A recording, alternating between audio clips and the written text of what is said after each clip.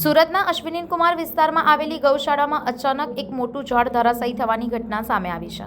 સદનસીબે ઘટનામાં કોઈ જાનહાનિ સર્જાઈ નથી, જો કે એક વ્યક્તિ ઈજાગ્રસ્ત થયો હોવાનું સામે આવ્યું છે।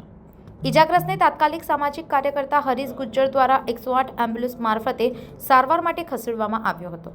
ઘટનાની જાણ થતાં ફાયર બ્રિગેડની ટીમ તાત્કાલિક સ્થળ પર પહોંચી ઝાડ દૂર કરવાની કામગીરી હાથ ધરી હતી।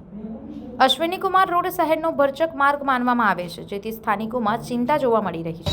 મેન રોડ છે, ગૌશાળા કહેવાય, જેને પાણીની ટાંકી છે અને અમે વારંવાર રજૂઆત કરતા હોઈએ છીએ, છતાં ક્યાંક ને ક્યાંક કોઈની માથે નથી પડ્યું, પણ સુરત મહાનગરપાલિકાની બચી ગયા બે ત્રણ કેવો લોકોનું કેવું 2-3 જણા બચી ગયા છે। તમે જોઈ શકો છો આ રોડની વચ્ચે ઝાડ પડી ગયું છે। જો કોઈ ઘટના ઘટે અને કોઈ એવી નિર્દોષ લોકોનું કંઈ ઘટના ઘટશે એની જવાબદારી કોણ લેશે?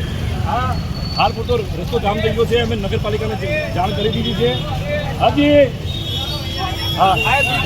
તમે મોકલો,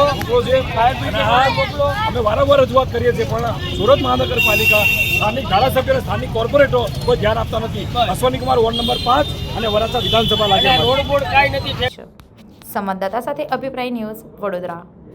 આવા જ વધુ સમાચારો જોવા માટે સબસ્ક્રાઇબ કરો અમારી યુટ્યુબ ચેનલને અને જોડાયેલા રહો ફેસબુક, ઇન્સ્ટાગ્રામ અને ટ્વિટર પર।